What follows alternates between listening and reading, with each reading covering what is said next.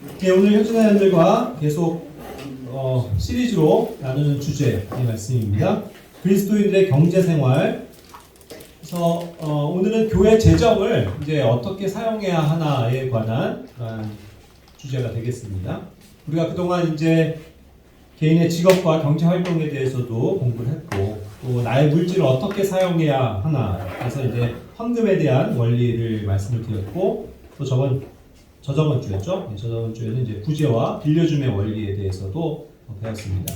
이제 오늘은 이제 교회 재정을 어떻게 사용해야 하나, 이거 다음번에 이제 경제적 어려움이 닥쳤을 때, 그다음에 이제 다섯 번째로 투자의 달인. 그래서 이제 총 6개의 주제로 나가고 있습니다. 이제 그 유경찬 선생님이 중간중간에 이렇게 말씀을 또 우리가 연합할 때 나누기 때문에 이게 시리즈 쭉 가지를 못하니까 꽤 오래 걸리긴 하네요. 그래서 오늘 이제 주제를 나누겠습니다. 자, 우리가 이제 그 교회에서 헌금이라고 하죠. 헌금에 대한 원리를 이제 말씀드렸습니다. 근데 헌금이라는 말 자체는 성경에 없고 그냥 기빙에 대한 거다. 그래서 뭔가 물질을 하나님 앞에 드리는 것, 또 다른 성도들을 위해서 쓰는 것, 베푸는 것, 그런 것들이 이제 헌금이라고 이야기하는 큰 범주의 개념이다라는 것을 말씀을 드렸습니다. 그런데 이제 그렇다고 하면 나에게 있는 이런 물질을 내가 또 교회에 어떻게 사용해야 되느냐, 이것도 이제 방법은 또 여러 가지가 있겠죠. 그리고 이런 방법 자체는 그 각 지역 교회가 정할 일입니다. 그렇죠? 어떠한 방식으로 하든 간에 그것이 원활하게 잘 될 수 있도록 그렇게 그냥 하면 되는 것이죠. 그래서 일반적으로 교회들은 뭐 어떻게 하나요? 여러 가지 이제 종류의 봉투들이 있어서 그 봉투에 이제 각종 어떤 명목 그 이름이 있어서 거기에 이제 집어넣어서 헌금을 하는 경우도 있고, 또 뭐 오늘날은 어쨌든 현대인의 생활이 간편해짐으로써 또 교회도 계좌가 있고, 그래서 거기 계좌로 송금을 통해서 헌금을 할 수도 있고 합니다. 그래서 그런 것들이 이제 얼마든지 그냥 방법이기 때문에 그냥 편리한 방법에 따라서 자기가 자원하는 마음으로만 하면 된다라는 것이죠. 그렇게 해서 이제 뭐 봉투에다가 돈을 넣을 수도 있고, 또 뭐 그냥 돈을 헌금함에 넣을 수도 있고, 또 송금할 수도 있습니다. 우리 같은 경우는 어떻게 해요? 우리도 그런 방법이지만 저기 이제 조그만 나무 상자가 하나 있지 않습니까? 네. 누가 집어가도 모르고, 우린 사실 저기 시건장치도 없다는 거 아시죠? 그래서 그냥 뜩 하면 열립니다. 그렇지만 어쨌든 뭐 누구나 헌금을 할 수 있도록 자유롭게 배치해놓고, 언제 와서 간에 자기가 물질을 드리고 싶은 사람은 헌금을 자원해서 하는 것입니다. 그리고 뭐 계좌로 송금하실 분들은 송금하셔도 되죠. 그리고 또한 방법에 있어서 우리는 뭐 기명으로도 할 수도 있고, 뭐 무기명으로 할 수도 있습니다. 그렇죠? 뭐 때로는 뭐 자기 이름을 써서 할 수도 있고, 또 뭐 송금을 할 때도 자기 이름이 이렇게 찍힐 수도 있겠죠? 뭐 그건 아무 문제가 없습니다. 그리고 또 그냥 보통은 이제 대부분 우리는 그냥 익명으로 하지 않습니까? 네, 무기명으로 그냥 합니다. 그런데 이제 그 기명을 또 하고 일반적인 교회들에서 하는 그런 이유는 다음과 같은 것이 있죠. 제가 뭐 그것을 뭐 비판하고자 함이 아니라, 이제 결국은 이제 자기의 이름을 써서 내가 얼마를 헌금을 했다라는 게 이제 나중에 드러나야 일반적인 교회에서는 뭘 해요? 이제 연말정산. 그래갖고 이제 내가 얼마 헌금을 했으니까, 그걸 기부금을 얼마 했으니까 내가 이제 이거를 자료를 받아가지고 그것은 이제 세금을 환급받겠다. 그런 어떠한 생각으로 이제 해야 되기 때문에 정확하게 하려면 이제 기명을 하는 그런 것이 이제 아마도 많은 교회들에게 이제 사용이 되어지고 있을 것입니다. 그러나 이제 우리는 그런 방법을 또 사용하지 않는다는 것이죠. 그래서 이제 제가 뭐 여러 번 또 말씀드렸고, 또 이따가 또 잠깐 또 설명드릴 수도 있겠습니다. 자, 그리고 이제 일반적으로는 교회들에서는 이제 11조를 많이 강조를 하죠. 그러나 이제 11조에 대한 원리도 우리가 정확하게 알아야 된다고 말씀드렸습니다. 11조는 신약 교회에게 주신 법이 아닙니다. 이것은 율법 시대에 주신 그 유대인들이 하나님 앞에 드리고, 또 레위인들을 살리기 위한 하나의 그런 방법으로서 10%라는 것을 드리는 그런 것에 유리한다고 했죠. 그래서 오늘날 뭐 무조건 신약 교회가 11조를 해야 된다, 이런 것은 율법적인 것이고 또 법이 아닙니다. 다만 제가 그러나 말씀드렸죠. 신구약을 통해서 볼 때에 다 하나님께서는 이 10%라는 이 하나의 개념을 굉장히 좋은 기준으로 주셨다. 그렇죠? 그것은 분명합니다. 그래서 내가 나의 소득의 10%를 하나님 앞에 드리겠습니다 하는 그 믿음은 자원해서 나오는 것이라면 얼마든지 좋은 것이다라는 거죠. 다만 그것을 오늘날은 많은 교회들이 막 11조만 너무 강조하고 막 안 하면은 막 뭐 찾아내서 같이 그렇게 하는 그런 것이 아니라는 것이죠. 그냥 이것은 자원에서 내가 할 수 있으면 좋고, 그것뿐입니까? 10에 20%를 그러니까 20을 해도 되는 거죠. 10에 2를 해야 돼도 되는 거죠. 그죠? 자기가 원하면. 그러니까 이제 그런 것은 자원하면서 드리는 것이 가장 중요한 일이라는 것입니다. 그리고 또 어떤 경우에 이제 뭐 감사 헌금이라는 그런 뭐 봉투도 있을 수 있고, 특별한 어떤 상황이 됐을 때 내가 매번 이제 정한 그런 헌금을 하는 것도 있지만, 내가 특별히 감사한 게 있어요. 내가 이번 달에 생각지도 않은 보너스를 받았습니다. 회사에서. 그럼 내가 또 감사하는 마음으로 드릴 수도 있겠고, 다 이런 여러 가지 자원하는 마음으로 되어주는 것들이 있다는 것입니다. 뭐 월정으로 해서 월 정해서 내가 헌금을 할 수도 있고, 주로 생각해서 주정, 매주 내가 얼마씩 드리겠다는 생각을 가지고 드릴 수도 있는 겁니다. 그리고 뭐 때에 따라서는 뭐 그것이 자기의 뭐 양식 가운데 아무 문제가 없고 하다면 저는 뭐 분기별로 드리겠습니다. 뭐 그럴 수도 있는 거고요. 그건 어쨌든 하나님 앞에 드리는 자기가 하나님 앞에 한 약속이기 때문에 그것을 그냥 신실하게 지키기만 하면 된다는 것입니다. 그래서 뭔가를 약정하는 것들도 그렇고요. 그다음에 이제 많은 경우는 이제 교회들에서 이제 뭐 장소를 위해서 장소가 교회가 모여야 되니까 그런 장소를 위한 어떤 여러 가지 예비될 것들을 위한 그런 헌금의 종류도 있을 수 있고, 또 특별한 어떠한 상황이나 그렇게 어떤 사람이 있을 때 누군가를 구제하기 위해서 어떤 사람들을 구제하기 위한 특별한 헌금이 있을 수도 있을 것입니다.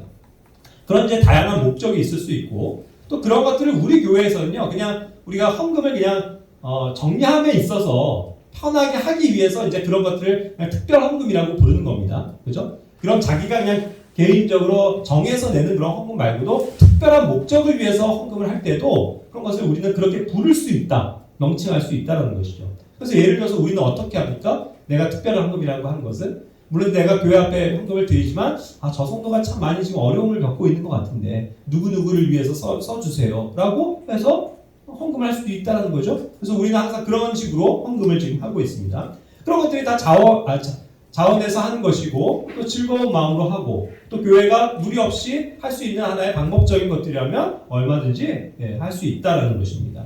그래서 이런 어떤 율법적으로 이렇게 헌금을 강요받는 그런 것은 결코 아니라는 것을 우리는 알아야 되겠죠.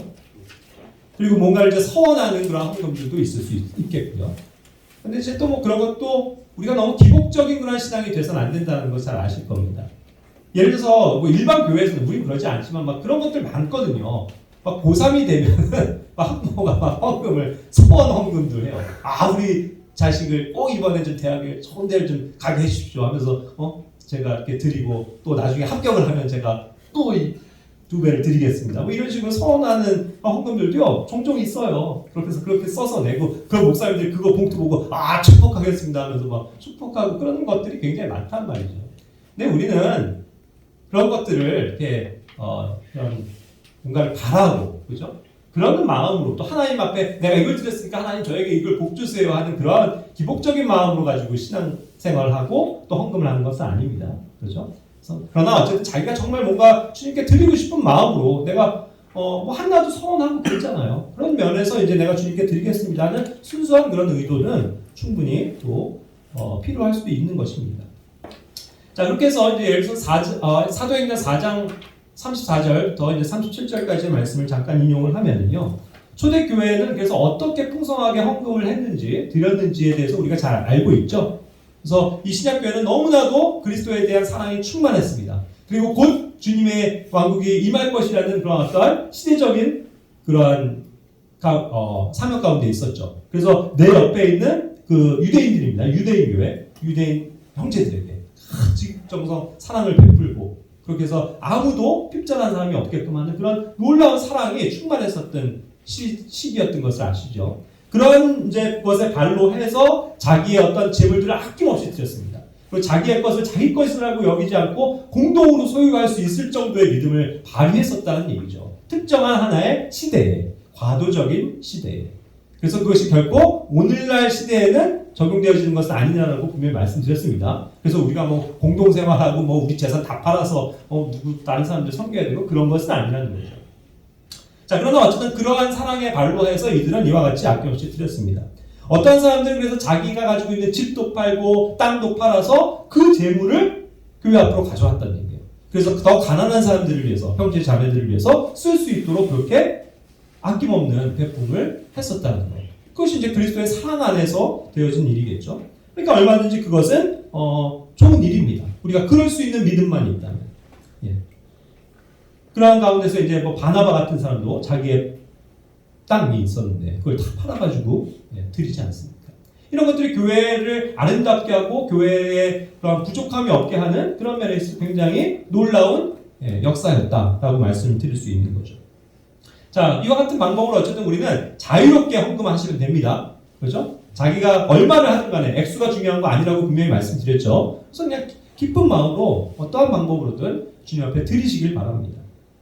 그럼 주님께서 아시니까요. 그렇죠? 자, 그리고 이제 두 번째로는 교회에 이제 그런 어떠한 성도에게 직접 전달하는 헌금도 있을 수 있다는 거예요. 방금 말씀드린 것처럼 이 헌금함에 넣고 계좌에 할 때 누구누구에게 써주세요라고 매번 안 하더라도 내가 선수 또 주머니를 열어서 어떠한 불쌍한 형제라든가 또 도와야 할 형제에게 건네줄 수도 있는 거겠죠. 그렇죠? 그런 것들도 다 폭넓게는 헌금의 개념으로 우리가 볼 수 있는 것이라는 겁니다. 그렇게 해서 우리가 저번에도 많이 배웠습니다. 그런 식으로 해서 내 옆에 있는 형제 또 불쌍하거나 또 가난한 자들을 늘 외면하지 않고 돕는, 그리고 어찌됐건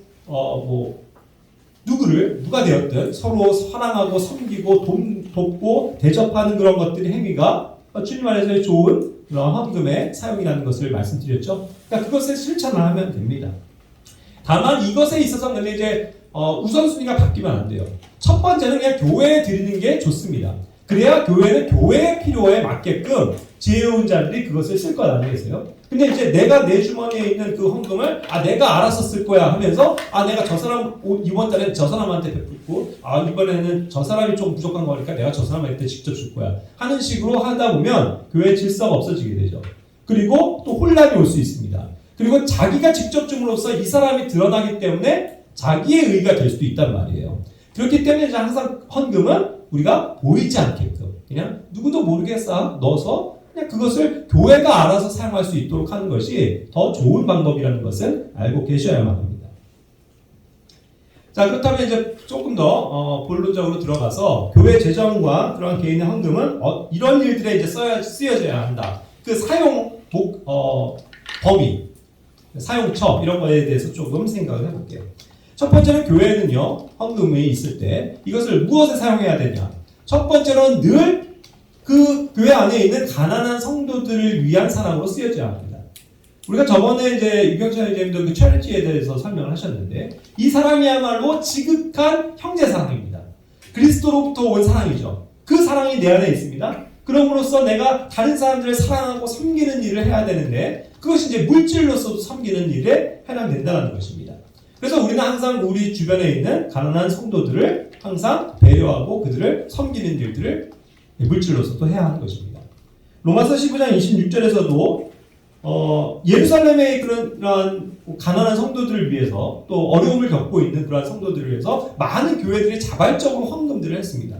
그래서 이제 마케도니아와 아가야에 있는 교회들이 그렇게 물질적인 사랑을 베푼 것에 대해서도 이야기했고 갈라디아서 2장 10절에서도 또 그러한 일들을 항상 자기가 힘쓰고 있다라는 그러한 사실을 바울이 이야기하고 있는 것입니다. 가난한 자들을 항상 기억하고 섬기고 그들을 물질로서 또 돕는 일들. 그리고 에베소서 4장 28절에서도 우리가 도둑질하지 않고 자기가 정직한 방법으로 열심히 일해야 하는 이유는 자기가 얻은 그 정직하게 얻은 재물을 가지고 물질을 가지고 다른 사람들을 섬기기 위함이라는 것을 잘 아실 겁니다. 그렇죠? 그것이 선한 일이에요. 그래서 내가 얼마가 되었든 간에 주님께서 나에게 벌게 하신 그 돈을 가지고 다른 사람들을 섬기는 것이 교회 안에서는 매우 합당한 일입니다. 또한 요한일서 3장 17절 말씀에서도 가난한 사람들이 내 옆에 있는데 교회 안에 그러한 자가 있는데 그런 사람들을 외면하고 그냥 모른 척하고 그 사람을 도와야 할 때 돕지 않는 것이 잘못된 것이라는 것을 성경은 이야기하고 있는 것이죠. 그렇게 해서 그러한 형제의 궁핍함을 보고도 동정하는 마음을 닫아서 그를 피하면 그것은 하나님의 사랑이 아니다라는 것을 말씀하고 있는 것입니다.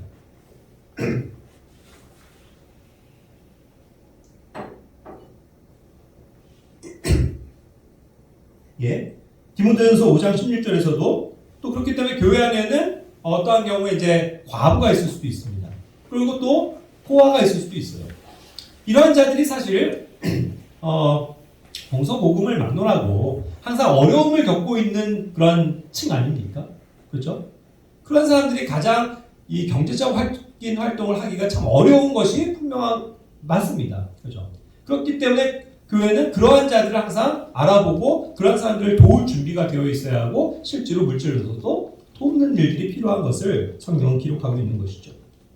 그러나 또 다만 그런 것이 자기의 친인척, 가족의 일이라면 그것에 해당되는 사람이 더 우선해서 교회에 부담을 주지 않고 자기가 그것을 부양하는 그런 책임에 대해서도 성경은 이야기하고 있는 것입니다.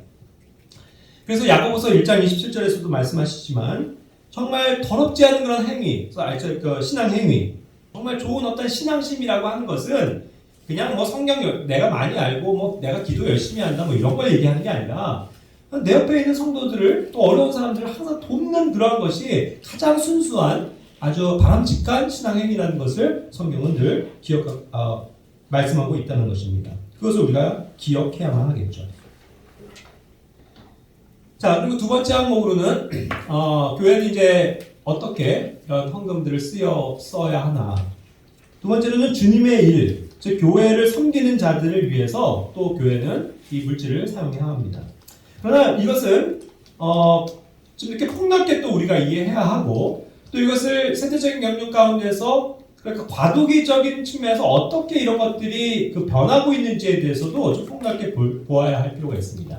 왜냐하면 이제 사도들의 시대였고 이때만 해도 이제 사도들이 없어지면 한 지역 교회를 담당하는 감독의 시대로 바뀌게 된다는 것을 잘 아시죠? 예? 자, 그랬을 때 이 교회를 감독하고 있는 감독자들에게 대한 어떠한 상황과 지금 현재 이것을 쓰고 있는 사도들의 시대에 있었던 일들은 조금 다른 각도가 있습니다.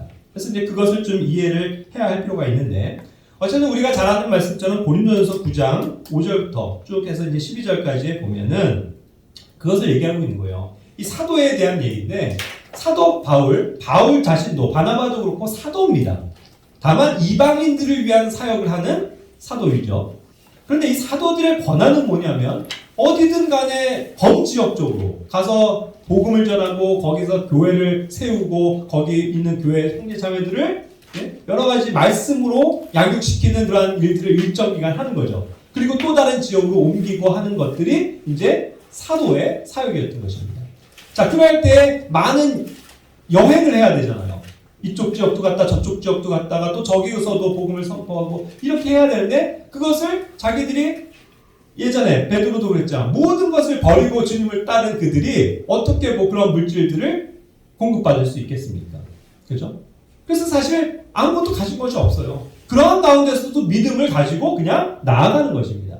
그러니까 그러한 일들을 할 때 하나님께서 그들을 먹이고 입히지 않으시겠습니까?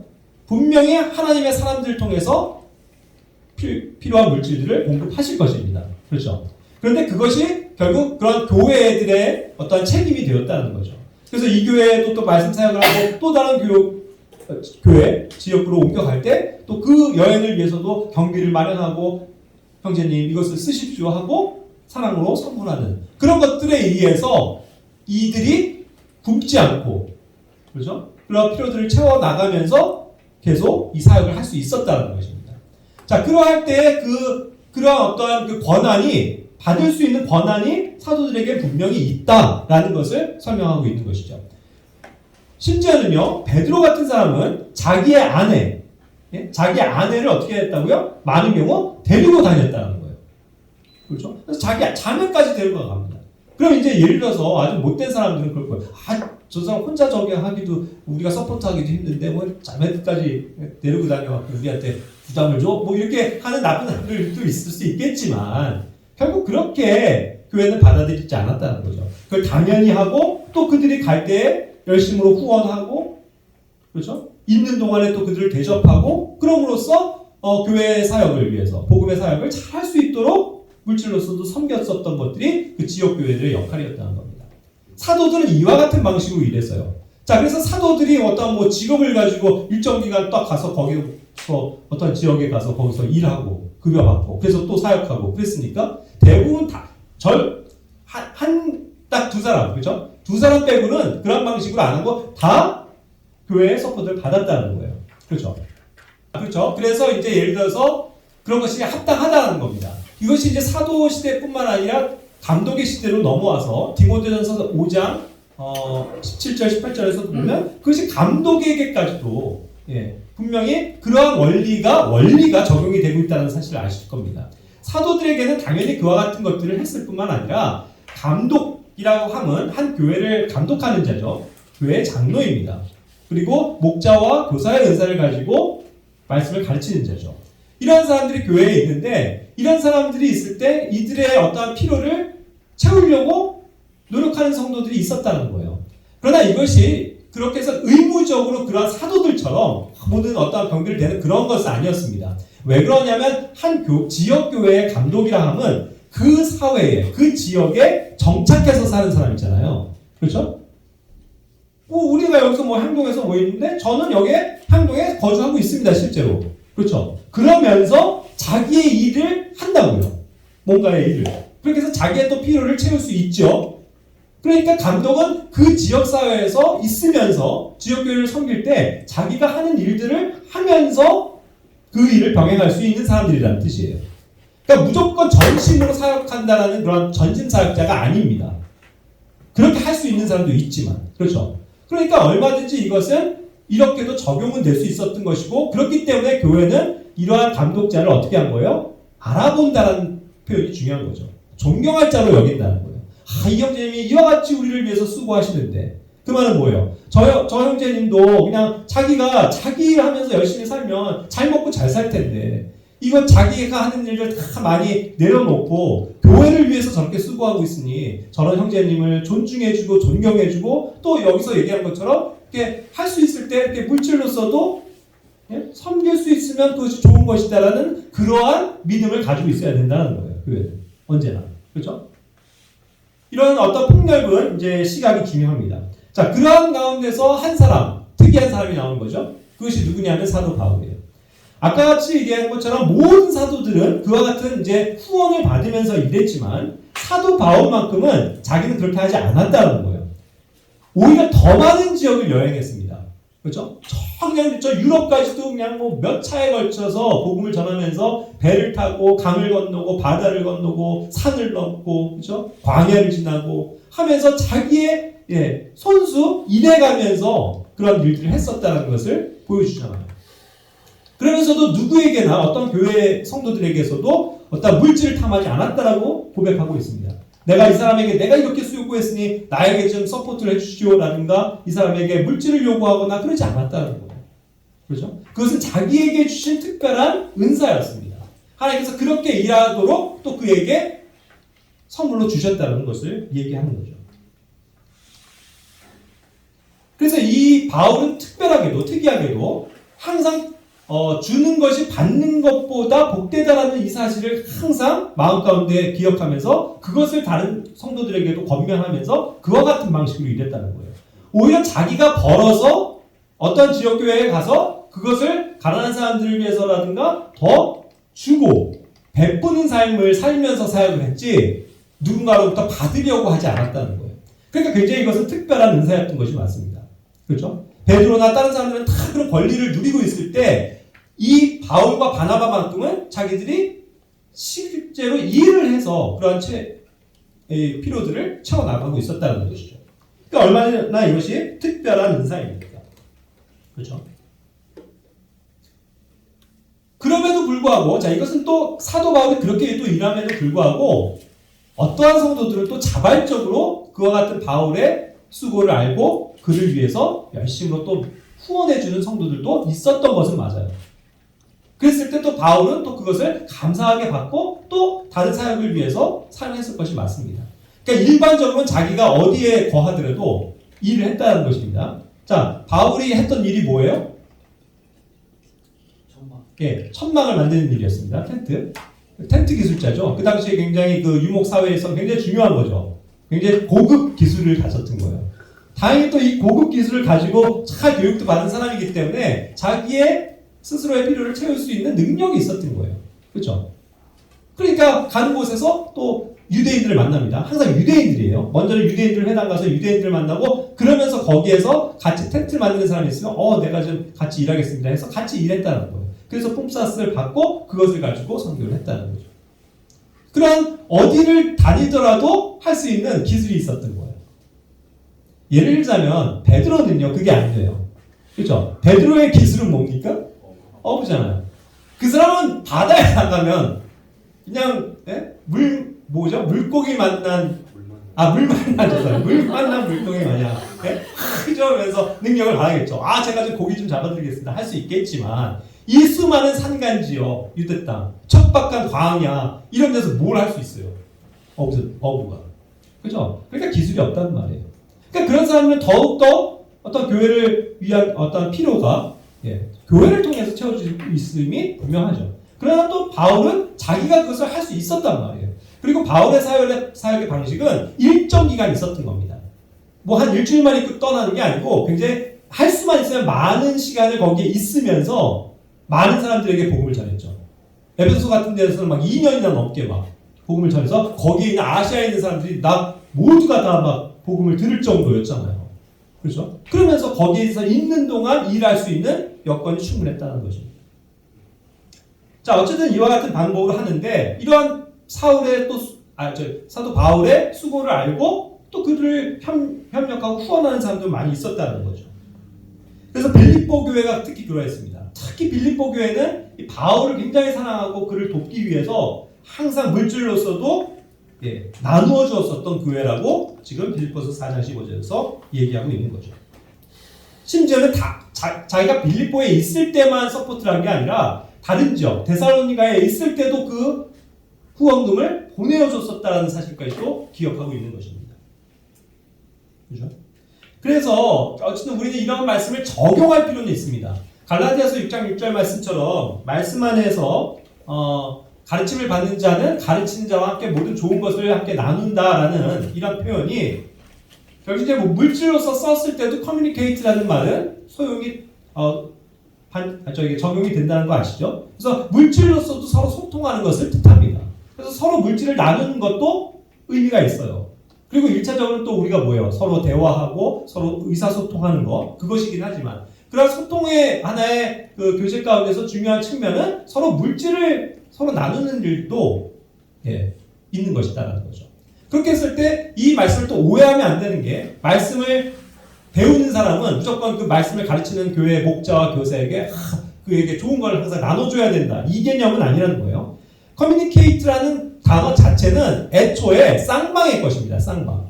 그렇죠? 누군가에게 뭔가 헌납하고 드리는 일방적인 게 아니라 서로가 서로를 소통하는 방식이기 때문에 그것을 가르침을 주는 사람은 또 말씀으로도 가르치면서 수고할 수 있고 또 다른 걸로 물질로서도 선물을 받을 수도 있는 거고 또 그것을 가지고 그 사람 역시 다른 또 성도들에게 베풀 수 있는 것이란 말이죠. 그런 것이 소통이에요.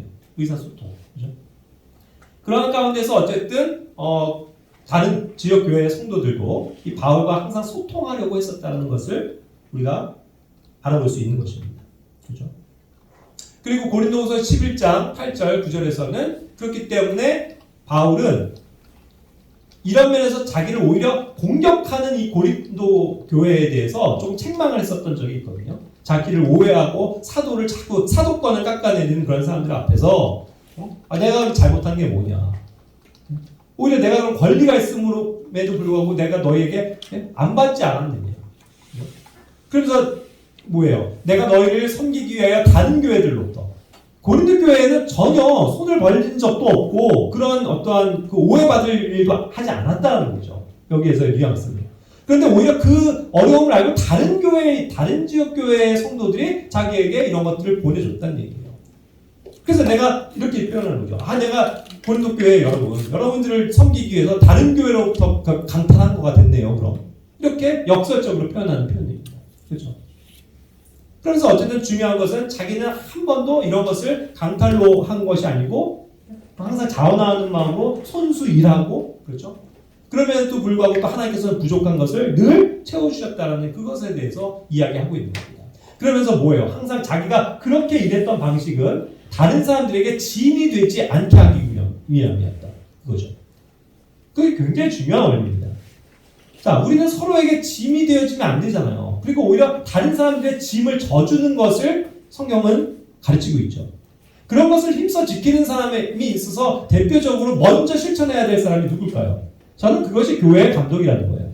교회의 목자와 교사는 말씀만 가지고 이래라 저래라 하는 사람이 아니고 그 점에 있어서도 본을 보여야 되고 다른 연약한 성도들을 배려해야 되고 그들의 믿음을 잘 이끌어줘야 되는 좋은 본을 보여줘야 되는 사람 아닙니까? 그렇기 때문에 더욱더 그런 면에서도 바울은 굉장히 세밀했다는 거예요. 세심했다. 연약한 사람들이 혹시 이런 것에 부담을 느끼지 않을까 해가지고 누구로부터도 받는 것을 하지 않았다는 얘기예요. 그래서 오히려 선수일함으로써 그런 것들을 채워나갔다고 하니 얼마나 성숙한 삶입니까, 사실. 사도로서도 권한이 있지만 그런 것들을 이제 볼 수 있는 것이죠. 자, 그러나 어쨌든 바울에게는 이와 같은 이제 개인적으로도 후원하는 사람들이 있었습니다. 빌립보서 2장 25절 또 30절에 보면 대표적인 사람이 그 빌립보 교회와 연관된 에바브로디도예요. 이 에바브로디도는 항상 바울을 위해서 여러 가지 물질적인 것들을 공급했었던 사람입니다. 굉장히 중요한 좋은 주님의 일꾼이죠. 그래서 우리가 알아야 될 것은 여러 가지 우리는 은사가 있을 수 있습니다, 여러분. 누구나 뭐 말씀만 전하고 뭐 그런 은사를 갖는 것도 아니고 다양한 은사들이 있는데 어떠한 사람들이 자기가 번 것을 가지고 다른 사람들을 물질로서 후원하는 그러한 은사를 베푸는 사람도 존재해야 된다는 것이죠. 그렇죠? 그래서 또 그런 것을 나에게 주셨다면 얼마든지 그런 것을 사용해서 주님을 섬기면 되는 것입니다. 그러니까 그것이 바울을 섬겼다라는 표현이 아니고 바울을 섬긴 것이 곧 복음을 위해서 수고한 것이고 교회를 위해서 함께 사역한 것이 된다는 것을 말씀해 주시는 거죠. 그렇죠? 그래서 그에게도 그 점에 있어서 하늘에 보상이 쌓일 것입니다. 그런 사람들이 있었습니다. 자, 그런데 이 에바브로디도는 특히 언급을 안 할 수가 없는 게 그러한 일에 있어서도요. 내가 있을 때 조금 이렇게 한 게 아니에요. 여기에서 표현은 30절에 보면 그 바울을 섬기는 일에 있어서 물질적으로 그러한 것들을 공급하기 위해서 뭘 했다고요? 자기 생명을 돌보지 않았다고 했어요. 진짜 몸이 부서져라 일한다 우리가 표현하죠. 몸이 부서져라 일한 거예요. 뭘 위해서요? 자기 집 지으려고요? 자기 집 살려고요? 자기가 부동산 투자하려고요? 아니요. 그 돈을 가지고 그 사랑으로 수고하는 바울을 섬기겠다고. 그렇죠? 그렇게 해서 정말 몸이 부서져라 일한 거예요. 그래서 이거 어떻게 된 거예요? 거의 죽게 이르렀다. 이게 오늘날로 지금 현대적인 이 상황에서는요, 무지하게 오히려 사도 바울이 욕을 먹을 만한 일일 거예요. 어떻게 그냥 당신이 어떻게 했길래 저렇게 연약한 사람을 죽게 이를 정도로 그렇게 부담을 주고 있으니까 오히려 욕 먹지 않을까요? 그죠? 그러나 바울은 알았던 거예요. 그것이 자기를 섬기고자 함이 아니라 정말 주님을 위한 그러한 아낌없는 헌신이었다는 걸 아니까 그것을 알면서 얼마나 눈물로써 받았겠습니까? 얼마나 감사하면서 받았을까요? 그리고 그것을 허투게 사용하겠습니까?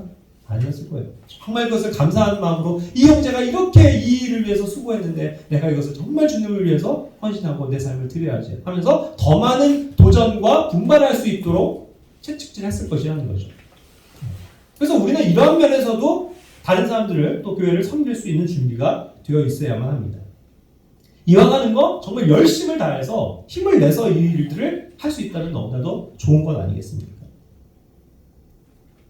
그 밖에도 여러 가지 특별 로마서 16장 23절에서는 그 나와 바울이죠. 온 교회를 접대하는 자 가이오가 등장하고 있습니다.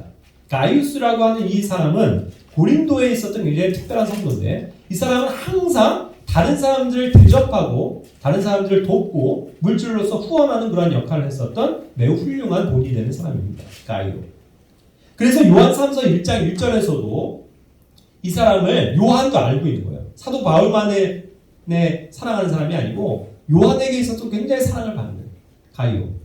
결국 모든 교회들의 필요를 채우기 위해서 굉장히 노력했었던 다른 사람을 섬기고 손님을 대접할 줄 아는 그러한 성도였다는 것이죠.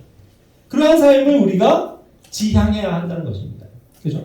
나 자신을 위해서만 내 재물을 사용하고 축적하는 것이 아니라 교회를 위해서 또 주님의 복음을 위해서 이와 같이 수고하는 사람들을 항상 관심을 가지고 그들의 필요를 채우려고 하고 그렇지 그들의 어떤 물질을 공급하는 그런 일.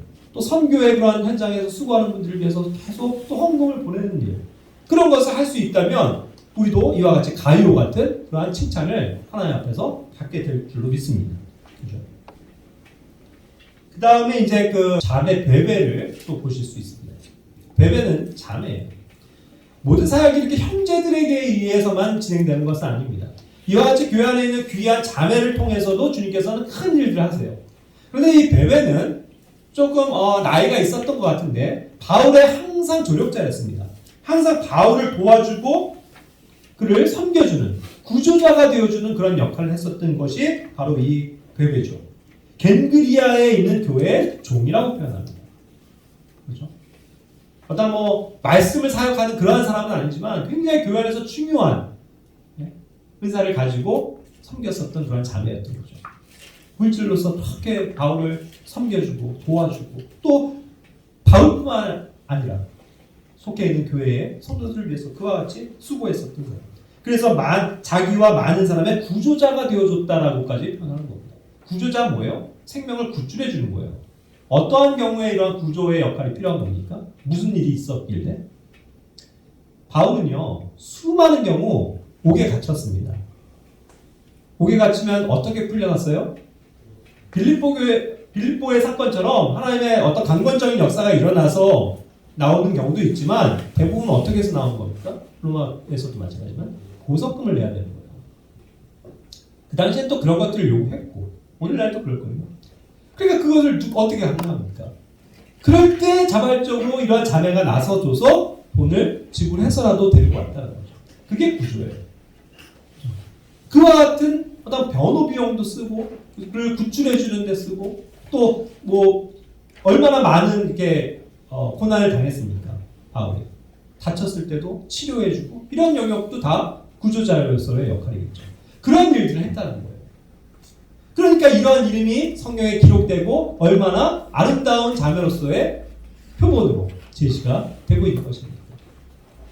우리는 그러한 삶을 항상 기도해야 할 줄로 압니다. 그렇죠? 그리고 고린도전서 16장 17절 18절에 보면 스테바나와 또 브드나도의 이야기도 하고 있는데 특별히 이런 사람들을 하나님께서는 또 사용하셔서 그 바울이 적재적소에 정말 필요할 때 그런 어떠한 것들을 보내주고 또 물질로서 도와줌으로 말미암아 바울이 항상 짐을 지고 있었던 다른 교회에 대해서 그런 것들을 그 영과 또 너희의 영, 결국 그것이 고린도 교회인데 그런 영을 시원하게 해줬다. 이 정도로 굉장히 적절할 때 또 필요들을 채워줬었던 그런 성도들인 것을 증거하고 있죠. 그래서 그런 사람들을 인정하라라고 이제 이야기하고 있는 것입니다. 항상 그런 더군다나 이 표현은 뭐냐면요. 고린도 교회가 해야 할 그 필요들을 그들이 제대로 공급하지 않고 채우지 못하고 있을 때 이러한 사람들이 나타나서 자발적으로 헌금함으로써 고린도 교회가 해야 할 그런 짐들을 덜어줌으로써 바울의 영을 상쾌해주게 해주는 그러한 이제 것을 이야기하고 있는 것이죠. 얼마나 귀합니까? 이러한 삶을 살아간 교회들이 있고 지체들이 있습니다. 그렇게 해서 이러한 선교의 사역이 편만하게 진행될 수 있었던 것이죠. 그렇기 때문에 바울의 권면은 이와 같은 겁니다. 우리가 교회가 돈을 쓸 때도요, 이와 같이 여러 주님의 일을 하는 사람들, 우리 교회만뿐만 아니라 다른 지역 교회에 있다 하더라도 또 그렇게 해서 선교를 하시는 분들, 이런 사람들을 물질로서 후원하는 것이 마땅하다라는 것을 성경 전반을 통해서 볼 수가 있는 겁니다.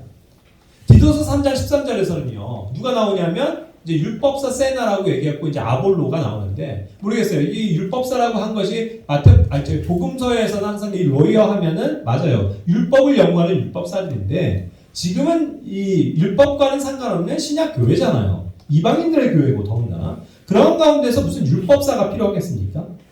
그래서 이제 이것이 율법사였던 세나였을 수도 있고 혹은 그냥 흔히 말하는 법률을 담당하는 그런 법률가일 수도 있겠고 그렇죠? 그래서 어쨌든 정통적인 율법사 율법사들은 오히려 주님께서 책망하셨잖아요. 이 회칠한 무덤이야 하면서 그런 사람은 아니었다는 거죠. 아마 분명히 회심한 사람일 거고 그런 사람이 아볼로와 팀을 이루어서 선교를 하고 있습니다. 아볼로, 그리고 또 율법과 관련있는 이런 세나라고 한다면 굉장히 율법에 정통하고 그 유대인에게 정통한 유대인으로서 랍비로서 말하자면 그죠? 구약 성경에 능통한 사람이죠. 그래서 그런 사람들이 여러 지역 교회를 다니면서 그 안에 있는 유대인들을 말씀으로 굴복시키고 그죠? 유대주의자들이 자꾸 올라오려고 할 때 이들을 막아주는 그런 역할을 했었던 게 아볼로잖아요. 그래서 이방의 교회를 든든히 해줬었던 초대교회의 굉장히 귀한 일꾼입니다. 그런 사람들도 역시 사도적인 권한을 가지고 그렇게 일을 할 때에 역시 이러한 사람들을 부족함이 없이 도와주는 것, 그것에 대해서도 성경은 권면하고 있는 것이죠. 그러니까 이러한 사람들을 항상 돕는 일이 중요한 것이고 또 뭐예요? 이렇게 다른 사람들의 물질을 채워주는 그런 선한 행위를 지속하는 것을 교회가 배워야 할 것에 대해서 성경은 기록하고 있는 것입니다. 자, 교회는 또 그 밖에 구제와 선교를 하는데 그래서 교회에 돈을 많이 사용해야 합니다. 예, 항상 이 선한 행위와 구제, 이것은 굉장히 중요한 일입니다. 그래서 우리 주변에 또 교회 안에 어려운 사람들이 없도록 하는 일. 옛날 도르가가 그랬고요. 또 사도행전 10장 2절에서는 고넬료 같은 이방인들조차도 구제 행위를 열심히 했다라는 것을 보여주고 있지 않습니까? 그러니까 우리 교회는 항상 마땅히 이런 일들을 신실하게 해야 되는 것을 알 수 있는 것이고 고린도서 9장 9절에서 얘기하는 것처럼 널리 재물을 흩어서 가난한 사람들을 나눠주는 것, 그죠? 그런 것이 영원한 의가 된다라고 성경은 이야기하고 있습니다. 그래서 이러한 말씀들을 토대로 해서 우리는 항상 우리 교회뿐만 아니라 또 주변에 어려움을 겪고 있는 성도들도 도울 수 있어야 하고 또 이런 면에서 선교를 하는 사람들을 후원하는 그런 일들에도 항상 교회가 깨어 있어야 한다는 것을 말씀드리고자 합니다. 그리고 이제 세 번째 항목으로 교회 헌금의 그런 사용과 방법에 대해서 말씀을 드리는데, 자, 우리는 교회 안에는 그래서 여러 가지 직분이 있는데 두 가지 직분이 있잖아요. 장로와 감독의 직분이 있고 또 하나는 집사의 직분이 있습니다. 이 사람들이 왜 중요합니까? 교회에 있는 이러한 재정들을 지혜롭게 또 믿음이 충만해서 적재적소에 잘 사용하기 위한 그러한 일을 위해서 집사들이 세워지고 있는 것이죠. 그것의 유래가 이제 사도행전 6장에서 등장합니다. 그 사건을 오늘 언급하지 않겠습니다. 잘 아실 거고. 자, 그렇다고 하면 이제 집사는 그러한 일들을 위해서 또 교회 안에서 물질을 가지고도 수고하는 일인데 집사는 그렇기 때문에 또 자격이 얼마나 중요합니까? 자격이 충족이 돼야 되는 거예요. 그것을 이제 디모데전서 3장 8절부터 쭉 설명하고 있습니다.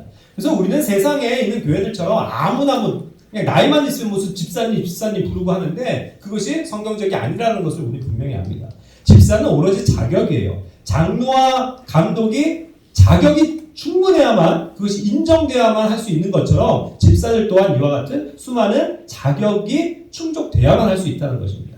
그러나 어쨌든 그 사람들이 분명히 어쨌든 교회 안에 있을 때 그러한 물질의 사용이라든가 교회를 잘 운영할 수 있기 때문에 이런 사람들의 역할은 중요한 거죠. 제가 이제 어쨌든 우리 교회에 적용하고자 항상 말씀을 드리는 것이기 때문에 말씀드리면 우리 교회는 그렇기 때문에 이렇게 물질을 가지고 관리하고 집행하는 형제님이 계신 거죠. 그죠? 우리 김종호 형제님이 그 일을 담당하십니다. 너무나도 귀하죠. 그리고 감사합니다. 그분의 사랑과 헌신과 수고에 대해서 감사해요. 그리고 형제님 또한 정말 주님을 뜨겁게 사랑하는 사람으로서 이러한 믿음의 요건들이 충족하는 형제님을 분명히 압니다. 하지만 우리는 형제님을 집사로 세우진 않아요. 그렇죠? 왜입니까? 아시듯이 형제님에겐 한 가지 딜레마가 아직 남아있어요. 그죠? 아직 그분의 아내가 예수님을 믿지 않고 있기 때문에 우리가 그것을 기도하는 건 아닙니까? 그래서 아내 또한 집사의 아내 또한 이러한 자격을 갖춰야 되는 것을 성경에서 제시하고 있기 때문에 우리 교회는 이러한 말씀에 입각해서 형제님 다른 건 다 충족이 됐지만 이건 안 되는데 그래도 그냥 세워주시다 이렇게 안 한다는 거예요. 그죠? 분명히 그것이 다 하나님께서 허락하셨을 때 그것이 조건이 충족이 됐을 때 우리는 형제님을 또 집사로 세우겠죠. 자, 그와 같은 방법을 합니다. 자, 그런데 이제 어쨌든 이와 같은 방식으로 이제 형제님이 또 교회 재정을 맡아서 사용을 하실 때 우리는 이런 것들이 다 자유로운 재정에 사용이 돼야 된다는 것으로 이제 마지막 말씀을 마쳐요. 교회는 항상 돈을 쓸 때요, 물질을 쓸 때 자유로워야만 합니다. 전 그것을 항상 강조하고 싶어요. 교회는요, 여기 보시는 것처럼 결코 단체가 아닙니다. 조직이 아니에요. 회사가 아닙니다. 그런데 왜 오늘날의 교회는 이와 같이 회사같이 운영합니까? 조직처럼 운영을 합니까? 그렇게 해서 하나의 모든 어떤 제도가 예? 뭔가 이렇게 딱 경직되어 있다는 거예요. 담임 목사 한 명이 있고 그 다음에 무슨 장로가 있고 집사가 있고 뭐 재직회가 있고 해서 이런 거 돈 하나 쓰는 거에도 벌벌벌벌 떨고 맨날 그거 가지고 막 싸웁니다. 부서 간에도 싸워요. 교육부와 성교부 우리가 예산 더 많이 가져가야 돼 하면서 싸웁니다. 그리고 이거 지출 항목에 예산 잡은 거에 없네? 하면 못 써요. 이게 무슨 말도 안 되는 아이러니입니까? 뭐 하나 할 때도 부장님에게 결제를 받아야 돼요. 무슨 장로님에게 가져가서 결제를 받습니다. 목사님이 최종적으로 승인을 해줘야 그러한 중요한 사업을 할 수 있습니다. 이런 얘기를 하고 있단 말이에요. 이것은 결국 성경적인 방식이 아니에요.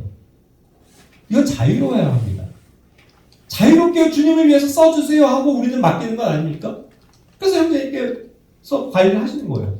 그리고 우리가 이것을 뭐 누가 훔쳐갈까 이런 거 뭐 걱정합니까?